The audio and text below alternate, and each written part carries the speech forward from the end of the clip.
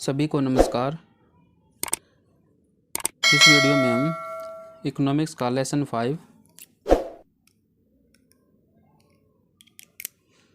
कृषि क्षेत्र पढ़ने वाले। लेसन 5 कृषि क्षेत्र।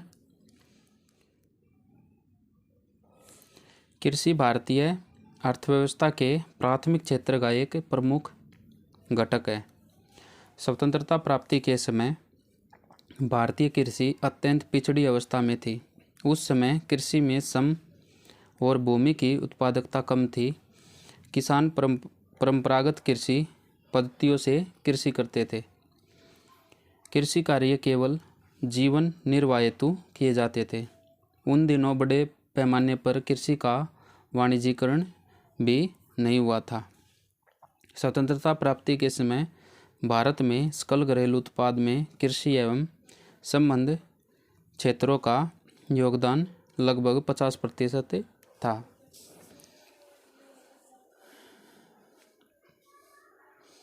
लेकिन इसके पश्चात सकल घरेलू उत्पाद में कृषि एवं संबद्ध क्षेत्रों की भागीदारी लगातार कम होती जा रही है। भारत में कृषि उत्पादन लगातार बढ़ रहा है। आज भारतीय कृषि भारत की खाद्यान्न आवश्यकताओं को पूरा करने में सक्षम है। भारतीय कृषि का महत्व इस बात में परिलक्षित होता है कि दुनिया के मात्र 2.4% क्षेत्र और 4.2% पानी से हम विश्व की लगभग 17.5% आबादी का भरण पोषण करने में कामयाब है। आज भारत ने खाद्यान्नों में आत्मनिर्भरता प्राप्त कर ली है। भारतीय अर्थव्यवस्था की प्रगति एवं विशेषकर भारत के ग्रामीण क्षेत्रों के विकास हेतु कृषि क्षेत्र का विकास अत्यंत आवश्यक है। यह भारतीय अर्थव्यवस्था का सबसे बड़ा असंगठित क्षेत्र है एवं यह निजी क्षेत्र में सबसे अधिक रोजगार के अवसर प्रदान करने वाला अकेला व्यवसाय है। 2011 की जनगणना के अनुसार देश की आबादी का 54.6% कृषि और इससे जुड़ी गतिविधियों में लगा है। कृषि क्षेत्र में हुए नवीनतम विकास की वजह से agri warehousing, cold chain, supply chain, dairy, poultry, मांस, मछली, बागवानी इत्यादि गतिविधियों में रोजगार एवं स्वरोजगार के अवसर बढ़ रहे हैं। भारतीय अर्थव्यवस्था में कृषि क्षेत्र का महत्व। अर्थव्यवस्था में कृषि का योगदान। कृषि क्षेत्र का भारत के सकल घरेलू उत्पाद में महत्वपूर्ण योगदान है। वित्तीय वर्ष 1950-51 में यह लगभग 50% था। कितना था? 50% था। राष्ट्रीय आय में इसका योगदान वर्ष 2014-15 के 18.2% से बढ़कर वर्ष 2020-21 में 20.2% हो गया है, जो कि अर्थव्यवस्था में होने वाली विकास प्रक्रियाओं एवं संरचनात्मक परिवर्तन को दर्शाता है। कितना परसेंट बढ़ा हुआ है? ये लगभग 2% बढ़ा है। सकल घरेलू उत्पाद या सकल मूल्यवर्धन में कृषि के प्रतिशत योगदान में हाल में वृद्धि का मुख्य कारण कोविड-19 के लॉकडाउन से अर्थव्यवस्था के अन्य क्षेत्रों में आई सुस्ती तथा कृषि क्षेत्र में सरकार के आर्थिक एवं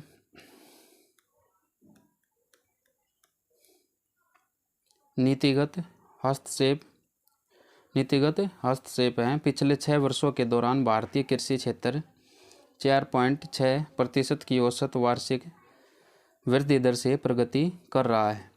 वित्तीय वर्ष 2020-21 में 3.3% की तुलना में वित्तीय वर्ष 2021-22 में कृषि क्षेत्र में 3.3% की वृद्धि हुई है।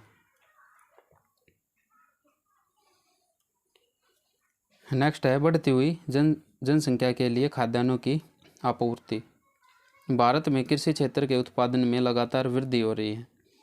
वित्तीय वर्ष 2014-15 में कुल खाद्यान्नों का उत्पादन 252 मिलियन टन रहा, जो कि वित्तीय वर्ष 2021-22 में बढ़कर लगभग 315.7 मिलियन टन हो गया है। कितना हो गया? 315.7 मिलियन टन हो गया है। अतः वर्तमान में भारत को अपनी विशाल जनसंख्या की खाद्यान्न आवश्यकताओं की पूर्ति के लिए आयात पर निर्भर नहीं रहना पड़ा है, बल्कि रिकॉर्ड स्तर पर खाद्यान्न निर्यात हो रहा है।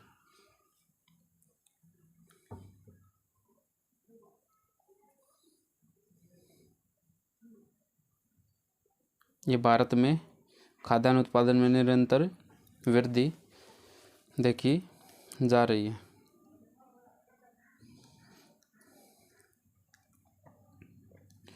औद्योगिक विकास के लिए कृषि क्षेत्र का महत्व। कच्चे माल के आपूर्तिकर्ता के रूप में कृषि क्षेत्र अर्थव्यवस्था में औद्योगिक क्षेत्र की समृद्धि के लिए मुख्य रूप से महत्वपूर्ण है। कृषि क्षेत्र के द्वारा औद्योगिक कच्चे मालों जैसे कपड़ा उद्योग को, कपास तेल उद्योग को तेल बीजों तथा चीनी उद्योग को गन्ने की आपूर्ति की जाती है। यह खाद्य प्रसंस्करण उद्योगों को कृषि उत्पादों के रूप में कच्चा माल उपलब्ध भी कराता है। अंतर्राष्ट्रीय व्यापार में महत्वपूर्ण योगदान। कृषि भारत के अंतर्राष्ट्रीय व्यापार में भी महत्वपूर्ण योगदान देती है। भारत चाय, जूट, काजू, तंबाकू, कॉफ़ी और मसाले आदि का निर्यात करता है। ये सभी कृषि वस्तुएं भारत के कुल निर्यातों का एक बड़ा प्रतिशत साझा करती है। पिछले वर्ष की तुलना में वित्तीय वर्ष 2020-21 में भारत से कृषि एवं संबद्ध उत्पादों का निर्यात पिछले वर्ष की तुलना में 18% बढ़ा है। वित्तीय वर्ष 2021-22 के दौरान कृषि निर्यात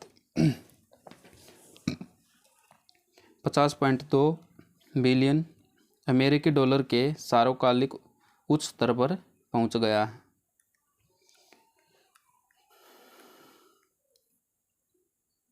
गरीबी उन्मूलन एवं आजीविका सृजन में महत्वपूर्ण भूमिका।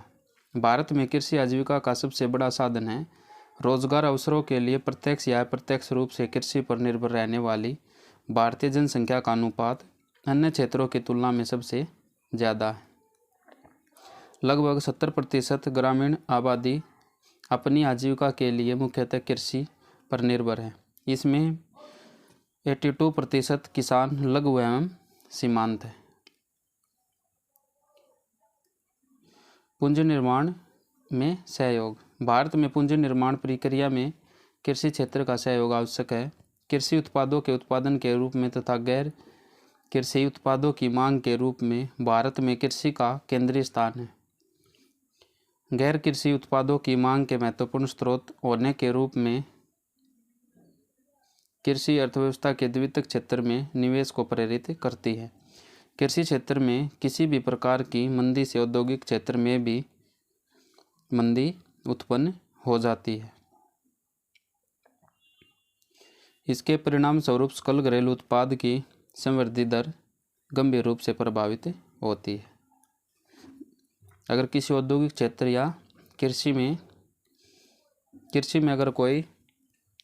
अगर मंदी आएगी तो औद्योगिक क्षेत्र में भी मंदी आएगी और जिससे जीडीपी की दर भी घटेगी।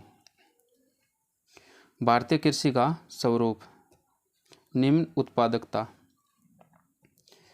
कृषि क्षेत्र में उत्पादकता से अभिप्राय प्रति हेक्टेयर भूमि के उत्पादन से है। विश्व में कई विकसित देशों की तुलना में भारत की कृषि उत्पादकता बहुत ही निम्न है।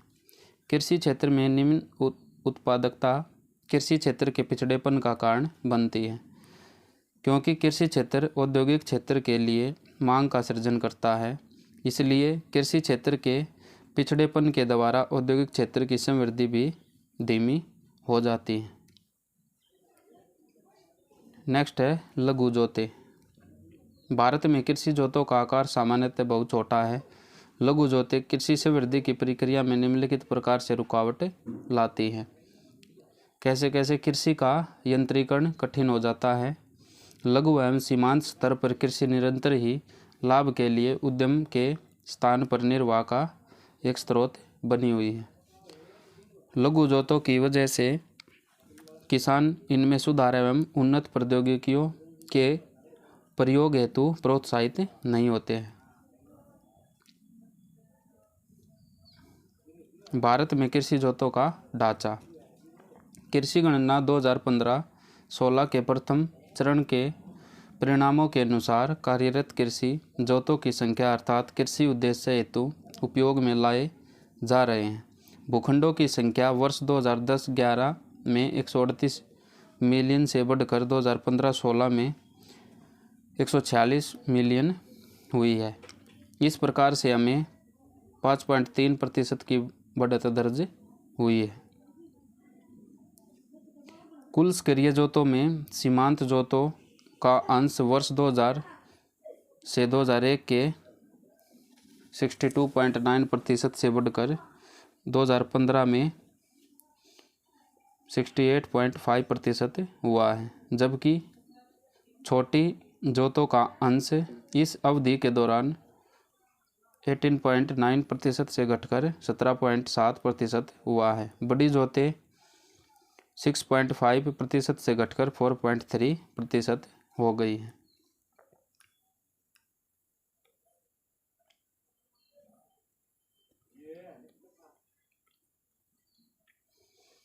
सीमांत और छोटे कृषकों द्वारा उपयोग में लाया गया क्षेत्र वर्ष 2000 से 2001 में 38.9% से बढ़कर वर्ष 2015-16 में 47.4% हो गया है, जबकि बड़ी जोतें इस अवधि के दौरान 37.2% से घटकर 20% रह गई है।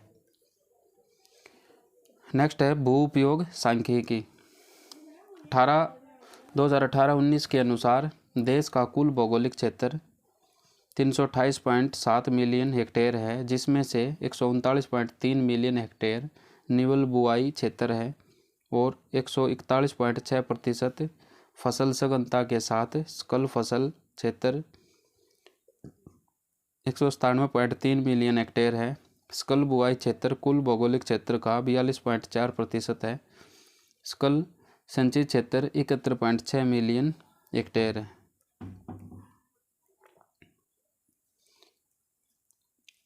कृषि क्षेत्र में बेरोजगारी का अधिक है।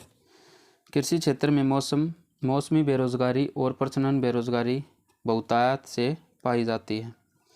भूमि के एक निश्चित टुकड़े पर काम करने वाले व्यक्तियों की संख्या उनकी वास्तविक आवश्यकता से अधिक होती है। किसान को कृषि कार्य के दौरान केवल वर्ष के कुछ माह ही रोजगार मिल पाता है।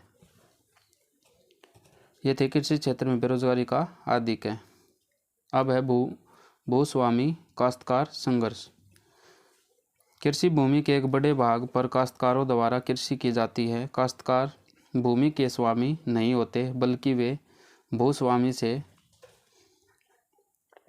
भूमि पट्टे पर कृषि कार्य हेतु लेते हैं। आय का एक बड़ा भाग भूस्वामियों के पास होता है एवं काश्तकार को निम्नतम भाग प्राप्त होता है। नेक्स्ट निर्वाह खेती। भारत में ज़्यादातर लघु एवं सीमांत किसान होते हैं। किसान का प्राथमिक उद्देश्य अपने परिवार के लिए जीवन निर्वाह हेतु उत्पादन करना होता है, न कि लाभ कमाने के लिए।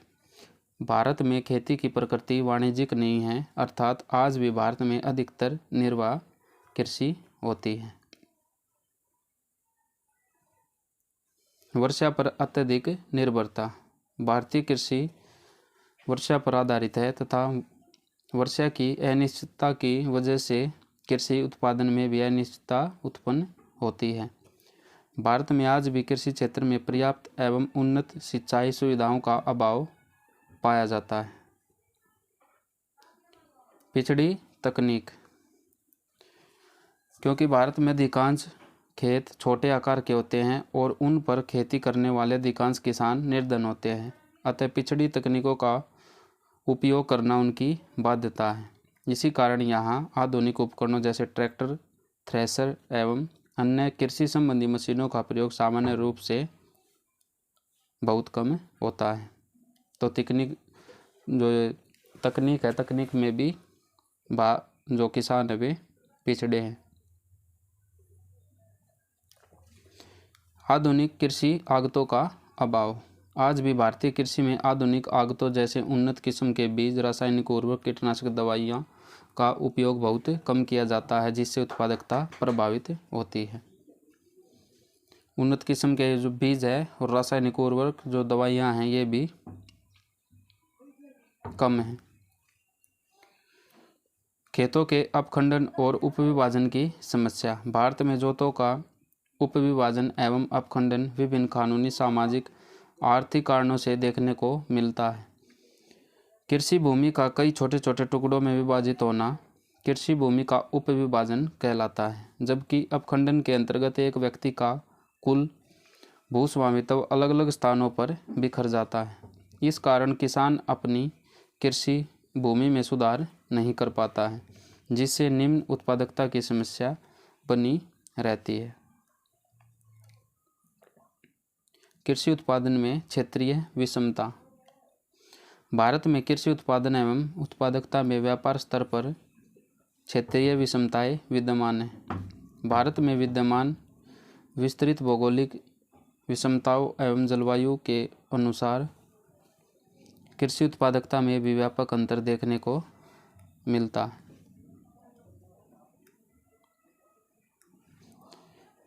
विभिन्न पंचवर्षीय योजनाओं में कृषि क्षेत्र की वृद्धि। पहली पंचवर्षीय योजना में कितनी वृद्धि हुई? 2.71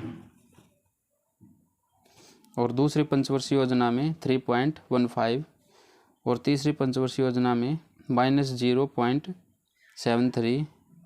तीन वार्षिक योजनाएं जो थी इनमें 4.16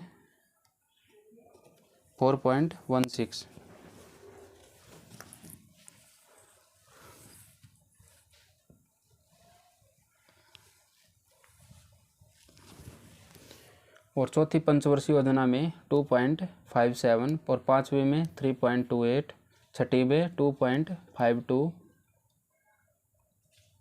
और सातवीं में 3.47 और दो वार्षिक योजना में 1.01 और आठवीं में 4.72 और नौवीं में 2.44, 10वीं में 2.30, 11वीं में 3.30 और 12वीं में 4.0 ये लक्ष्य तय था।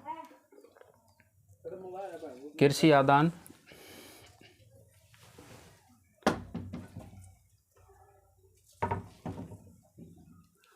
कृषि क्षेत्र में उत्पादकता में वृद्धि काफ़ी हद तक कृषि आदानों एवं उत्पादन की विधियों पर निर्भर करती है।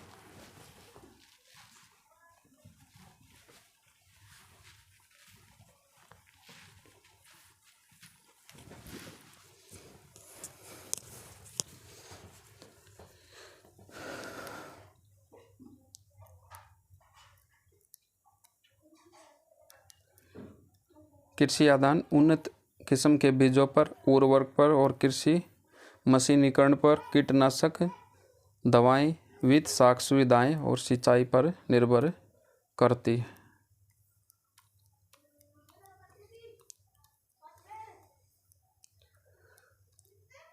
उन्नत किस्म के बीज। कृषि उत्पादन को बढ़ाने में उन्नत किस्म के बीजों का महत्वपूर्ण योगदान होता है। उन्नत किस्म के बीजों के द्वारा कृषि उत्पादन में 10 से 20% तक वृद्धि हो सकती है। 1966 में खरीफ फसल में नई कृषि युक्ति के तहत उन्नत किस्म के बीजों के प्रयोग को बढ़ावा दिया गया। नॉर्मन बोरलॉग द्वारा विकसित किए गए ये बीज कम अवधि में फसल तैयार करने वाले तथा अधिक उत्पादक थे। एक वर्ष के अंदर ही यह पाया गया है कि इन उच्च किस्म के बीजों से परंपरागत बीजों की तुलना में 25 से 100% तक अतिरिक्त उत्पादन हुए हैं। वर्तमान में भारत सरकार द्वारा भारतीय कृषि अनुसंधान परिषद, विभिन्न कृषि विश्वविद्यालयों एवं शोध संस्थाओं में भारतीय जलवायु तथा परिस्थितियों के अनुकूल नए किस्म के बीज तैयार करने एवं आयातित बीजों को भारतीय आवश्यकताओं के अनुरूप डालने के लिए वृहद स्तर पर शोध कार्यों को प्रोत्साहित किया जा रहा है, जिससे कृषि को बढ़ावा मिले। जल एवं सिंचाई प्रणाली। कृषि क्षेत्र के लिए जल महत्वपूर्ण तत्व है। मानसून आधारित होने के कारण भारतीय कृषि में लगातार अनिश्चितता की स्थिति बनी रहती है। इसलिए भारत में कृषि विकास के लिए बेहतर सिंचाई प्रणाली अत्यंत आवश्यक है और इसी प्रकार एक वर्ष में 2 या 3 फसल उगाने के लिए एवं उत्पादकता में वृद्धि करने के लिए भी सिंचाई प्रणाली का विकास आवश्यक है। भारत में वर्तमान जल उपयोग का लगभग 80% कृषि क्षेत्र में उपयोग किया जा रहा है। जो 80% जल है ये कृषि क्षेत्र में प्रयोग किया जा रहा है। शुद्ध संचित क्षेत्र का हिस्सा देश में कुल शुद्ध बुआई किए गए क्षेत्र का लगभग 49% है। शुद्ध संचित क्षेत्र में से लगभग 40% नहर प्रणाली के माध्यम से और 60% भूजल के माध्यम से संचित किया जाता है। 40% नहर के माध्यम से और 60% भूजल के माध्यम से, जैसे ट्यूबवेल वगैरह लगाकर। स्थित कृषि व्यवहार को सुनिश्चित करने के लिए सूक्ष्म सिंचाई के माध्यम से कृषि स्तर पर जल प्रयोग दक्षता पर बल देना अनिवार्य हो गया है। इस पर विचार करते हुए और जल आपूर्ति श्रृंखला अर्थात जल स्रोत वितरण नेटवर्क एवं कृषि स्तरीय अनुप्रयोग में अंतिम समाधान प्रदान करने के लिए हर खेत को पानी के ध्येय के साथ प्रधानमंत्री कृषि सिंचाई योजना 1 जुलाई 2015 को आरंभ की गई थी। 1 जुलाई 2015 को प्रधानमंत्री कृषि सिंचाई योजना। सूक्ष्म सिंचाई, जिसमें टपका एवं छिड़काव सिंचाई शामिल है, एक सिद्ध प्रौद्योगिकी है जिसने किसानों के बीच अत्यधिक लोकप्रियता अर्जित की है। इस प्रौद्योगिकी के घटकों में जल विद्युत, उर्वरक सम, फसल उत्पादकता में वृद्धि, उत्पाद की बेहतर गुणवत्ता जैसी आगतों का बेहतर नियोजन शामिल है। इस प्रौद्योगिकी से सिंचाई की परंपरागत विधि की तुलना में जल की उसी मात्रा से अतिरिक्त क्षेत्र की सिंचाई की जा सकती है। इसके अतिरिक्त सिंचाई की सुविधा के कारण जल की कमी कृषि योग्य अपशिष्ट भूमि एवं भूमि क्षेत्रों पर खेती की जा सकती है। सूक्ष्म सिंचाई के विस्तार के लिए संसाधन जुटाने में राज्यों को सुविधा प्रदान करने के उद्देश्य से वित्तीय वर्ष 2018-19 के दौरान राष्ट्रीय कृषि एवं ग्रामीण विकास बैंक, जिसे नाबार्ड के नाम से जाना जाता है, उसके साथ 5,000 करोड़ के कोष के साथ एक सूक्ष्म सिंचाई कोष गठित किया गया है। ये किसके साथ किया गया है? राष्ट्रीय कृषि एवं ग्रामीण विकास बैंक नाबार्ड के साथ। भारत में सिंचाई परियोजना का वर्गीकरण। कृषि सिंचाई परियोजना के अधीन संचित क्षेत्र। बड़ी सिंचाई परियोजना 1,000 हेक्टेयर से अधिक कृषि भूमि और मध्यम सिंचाई के अंतर्गत 2,000 हेक्टेयर से 10,000 हेक्टेयर तक की कृषि भूमि होती है और छोटी सिंचाई 2,000 हेक्टेयर तक कृषि भूमि। उर्वरक। भारत में हरित क्रांति के पश्चात कृषि उत्पादन बढ़ाने में उर्वरकों के उपयोग में लगातार वृद्धि देखी जा रही है। उर्वरकों के प्रयोग से भूमि की नष्ट होने वाली शक्ति को न केवल फिर से प्राप्त किया जा सकता है बल्कि उसे और अधिक बढ़ाया भी जा सकता है। उर्वरकों की सहायता से एक फसली वर्ष में 2 या अधिक फसलों का उत्पादन किया जा सकता है। उर्वरक विभाग द्वारा 25 मई 2015 को नई यूरिया पॉलिसी 2015 अधिसूचित की गई। इसका उद्देश्य स्वदेशी यूरिया का उत्पादन बढ़ाना है। यूरिया उत्पादन के क्षेत्र में ऊर्जा क्षमता को बढ़ावा देना और सरकार पर सब्सिडी के बोझ को युक्तिसंगत बनाना है। वर्ष 2020-21 के दौरान यूरिया का उत्पादन 246 लाख मैट्रिक टन रहा है, जो यूरिया नीति के बाद में सबसे अधिक है। कब है ये? 2020-21 में। भारत सरकार द्वारा अक्टूबर 2016 से उर्वरकों में प्रत्यक्ष लाभ अंतरण प्रणाली प्रारंभ की गई है। उर्वरक प्रत्यक्ष लाभ अंतरण प्रणाली के अधीन विभिन्न उर्वरक श्रेणियों पर 100% सब्सिडी फुटकर व्यापारियों द्वारा लाभार्थियों के लिए की गई है। वास्तविक बिक्री मूल्य के आधार पर जारी की जाती है। किसानों क्रेताओं के लिए सभी सब्सिडी प्राप्त उर्वरकों की बिक्री प्रत्येक खुदरा व्यापारी शॉप में स्थापित बिक्री केंद्र युक्तियों के माध्यम से की जा रही है और लाभार्थियों की पहचान आधार कार्ड, किसान क्रेडिट कार्ड, मतदान पहचान पत्र इत्यादि माध्यम से की जाती है। भारत सरकार उर्वरक निर्माताओं के माध्यम से किसानों को रियायती मूल्यों पर यूरिया तथा 24 ग्रेड फॉस्फेटिक और पोटासिक उर्वरक उपलब्ध करा रही है। किसानों को वैधानिक रूप से अधिसूचित अधिकतम खुदरा मूल्य पर यूरिया उपलब्ध कराई जा रही है। फास्फेटिक और पोटासिक उर्वरकों पर 1 अप्रैल 2010 से पोषक तत्व आधारित सब्सिडी योजना लागू है। इस योजना के अंतर्गत सब्सिडी वाले फास्फेटिक और पोटासिक उर्वरकों की प्रत्येक ग्रेड पर इसकी पोषक सामग्री के आधार पर सब्सिडी प्रदान की जाती है। उर्वरकों और कीटनाशकों के उपयोग में कमी। छोटे और सीमांत किसानों के लिए कृषि में उर्वरकों की लागत लाभ के निर्धारण में मुख्य कारक होती है। भारत में 2002 से 2011 तक उर्वरकों की खपत लगातार बढ़ी है, तथापि उसके बाद से उर्वरक उपयोगिता कम होती जा रही है। आगे उर्वरक प्रयोग के प्रति अनुक्रिया में गिरावट की प्रवृत्ति देखने में आ रही है। कम होती उर्वरक अनुक्रिया से संकेत मिलता है कि उर्वरक उपयोग के कारण मृदा उर्वरता में भी कमी आ रही है।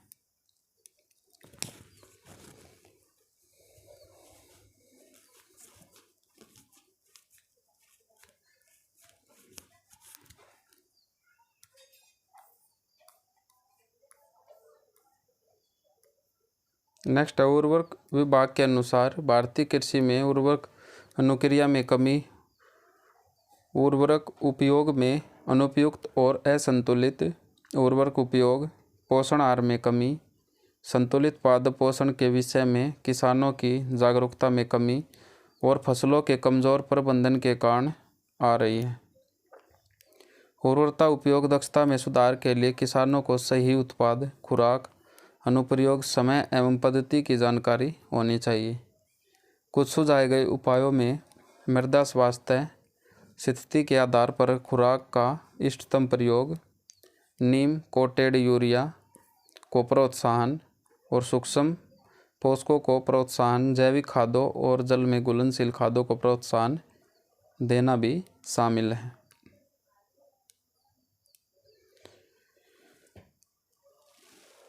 नेक्स्ट है आयात पर निर्भरता से निपटने और सब्सिडी व्यवस्था को अधिक कुशल एवं पारदर्शी बनाने के लिए भारत सरकार द्वारा निरंतर प्रयास किए जा रहे हैं। उदाहरण के लिए नई यूरिया नीति 2015 को स्वदेशी उत्पादन को अधिकतम करने, उत्पादन में ऊर्जा दक्षता को बढ़ावा देने तथा सरकार पर सब्सिडी के बोझ को युक्तिसंगत बनाने के उद्देश्य के साथ अधिसूचित किया गया है। भारत सरकार द्वारा यूरिया के सभी घरेलू उत्पादकों के लिए केवल नीम लेपित यूरिया का उत्पादन करना अनिवार्य कर दिया गया है। ये उर्वरकों का उत्पादन है ईयर के हिसाब से। कीटनाशक दवाएं। भारत में कृषि क्षेत्र में खरपतवारों, बीमारियों तथा कीटों आदि के कारण किसानों की कृषि उपज का लगभग 15 से 25% भाग क्षतिग्रस्त हो जाता है। दूसरे देशों की तुलना में भारत में कीटनाशकों का प्रयोग तुलनात्मक रूप से कम हो रहा है। आर्थिक सर्वेक्षण 2015-16 के अनुसार भारत प्रति हेक्टेयर केवल 0.5 किलोग्राम कीटनाशक इस्तेमाल करता है, जबकि अमेरिका में प्रति हेक्टेयर 7 किलोग्राम कीटनाशक उपयोग किया जाता है। और वर्तमान में कीटनाशकों का प्रयोग सावधानीपूर्वक किया जाना चाहिए एवं एकीकृत कीट प्रबंधन पर अपेक्षाकृत अधिक ध्यान देने की आवश्यकता है।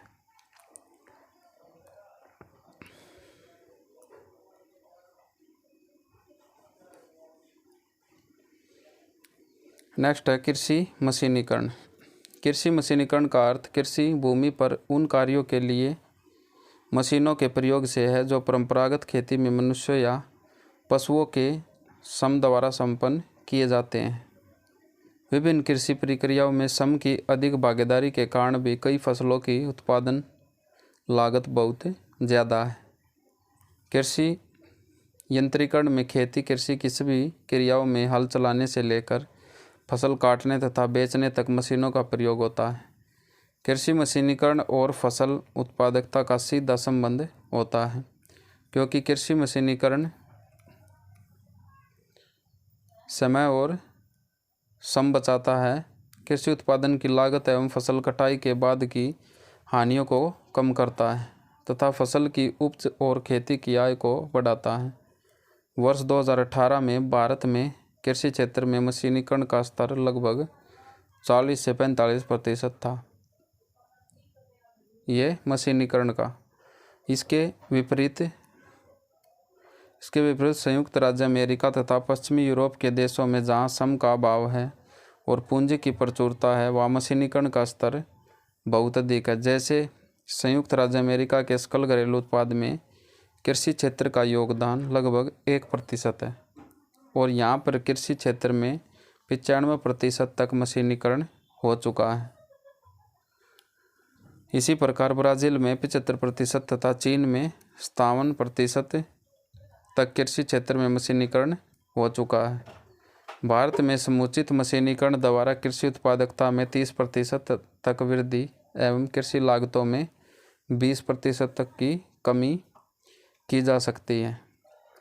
भारत में वित्तीय वर्ष 2019-20 में प्रमुख फसलों के लिए कृषि कार्यों में मशीनीकरण बीज क्यारी तैयार करने, बुआई, रोपाई, निराई, अंतर खेती और पौधा संरक्षण तथा कटाई व गाहाई में क्रमशः 70, 38, 31 और 32% रहा है।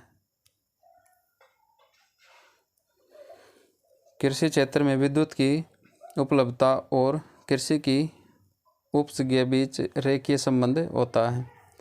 सरकार ने कृषि क्षेत्र में विद्युत की उपलब्धता को 2.02 किलोवाट प्रति हेक्टेयर से बढ़ाकर वर्ष 2030 के अंत तक 4.0 किलोवाट प्रति हेक्टेयर करने का निर्णय लिया है, ताकि खाद्यान्नों की बढ़ती मांग को पूरा किया जा सके।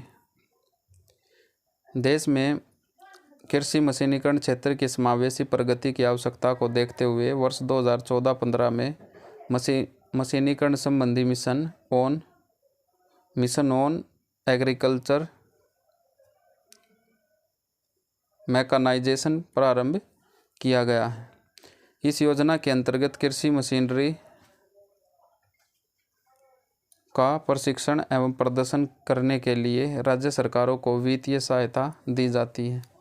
इसके साथ कस्टम हायरिंग सेंटर स्थापित करने के लिए विभिन्न कृषि मशीनरी एवं उपकरण के प्रापण के लिए सहायता प्रदान की जाती है। इस स्कीम के अंतर्गत दिसंबर 2022 तक 21,628 कस्टम हायरिंग सेंटर और 467 हाईटेक हब और 18,306 कृषि मशीनरी बैंक स्थापित किए गए हैं। नेक्स्ट है कृषि वित्त साख।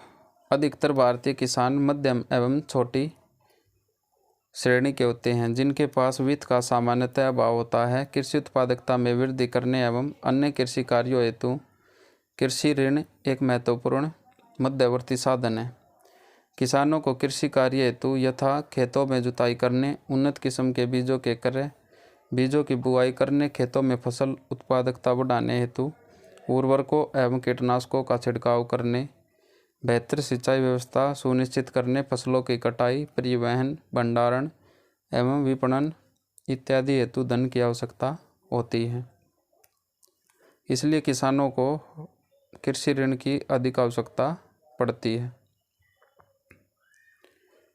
पिछले कुछ वर्षों से कृषि ऋण प्रवाह में लगातार वृद्धि हुई है, जो पिछले कई वर्षों से प्रतिवर्ष के लक्ष्य से अधिक है। वित्तीय वर्ष 2021-22 से भी यह 16.5 लाख करोड़ रुपए के लक्ष्य से लगभग 13% अधिक था। वित्तीय वर्ष 2022-23 में कृषि के लिए ऋण प्रवाह का लक्ष्य 18.5 लाख करोड़ रुपए निर्धारित किया गया। वित्तीय वर्ष 2023-24 के लिए कृषि संबंधी ऋण का लक्ष्य 20 लाख करोड़ रुपए निर्धारित किया गया।